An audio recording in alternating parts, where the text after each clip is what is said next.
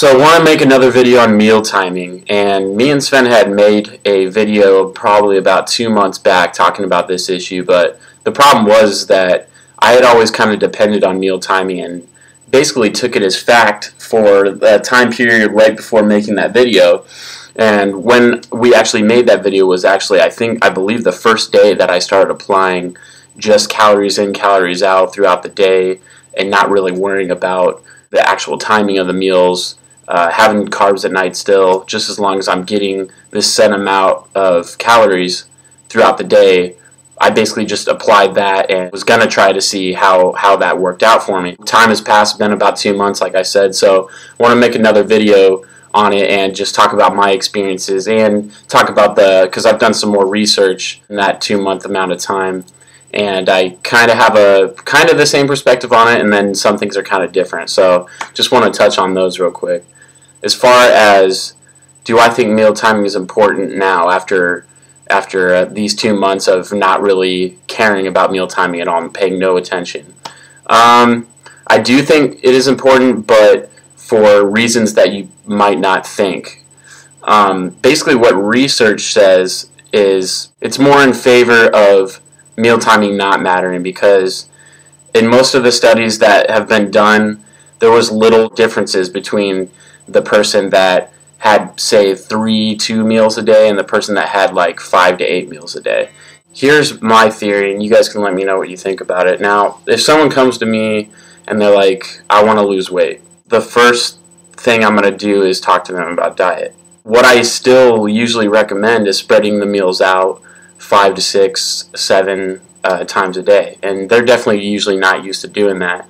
And most of the people that I talk to that come to me that ask me about losing weight usually are eating about like 2 to 3 meals a day. Like they'll have like some kind of light breakfast. They'll start off with a slim fast or whatever, and then they'll basically pig out for their dinner, and then maybe eat a salad in between. So the reason why I think that meal timing could help people like this is, think about the reason why you're not supposed to go grocery shopping on an empty stomach or go hungry. It's because when you're hungry, you make worse decisions as far as eating goes. So if I go to the grocery store on an empty stomach, I'm a lot more likely to come home with the foods that I simply enjoy that aren't necessarily good for me nutritionally, because I'm just starving, I'm hungry, I can't wait to just eat this food because it's so delicious. You think of the food a lot less as fuel when you're hungry, and you think of more how it's going to make you feel as far as like your taste buds go and things like that.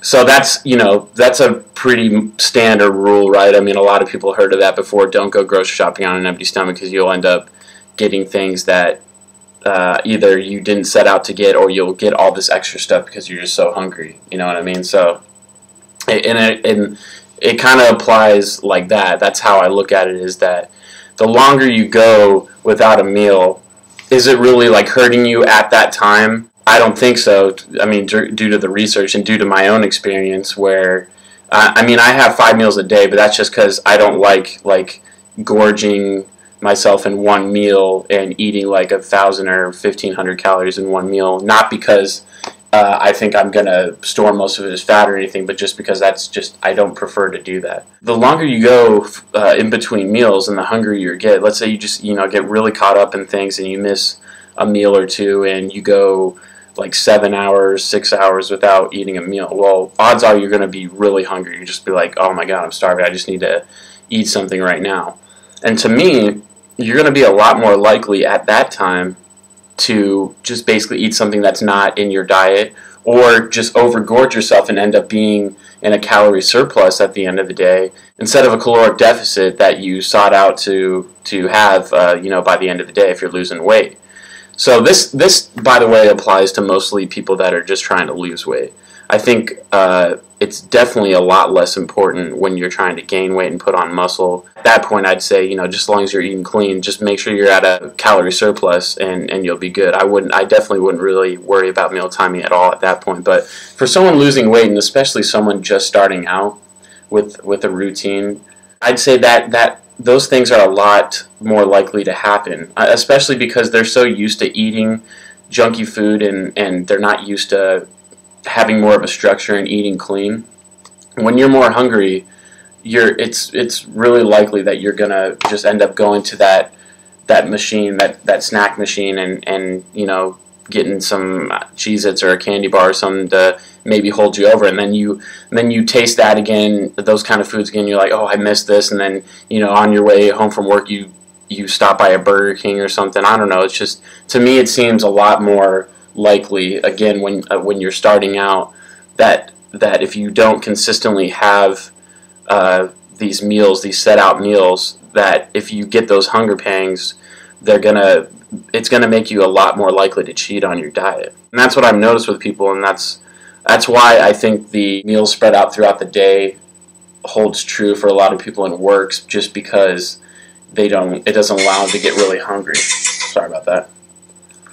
And so that's my opinion. Let me know what you guys think. That's just based off experience with people losing weight, and especially, like I keep saying, it's especially important when you're just starting out, that you don't have really a chance to get distracted from what your goals are, and get distracted from eating those meals that you plan out, because another thing that can really hinder you is not having your meals planned out, because then it's like, I'm in a pinch, what am I going to do? I don't have this meal ready, It's really easy to just go drive down to McDonald's, so I'm going to just go ahead and do that, because, that's basically what they're used to doing anyway. So, is that you, Travis? Sorry about that.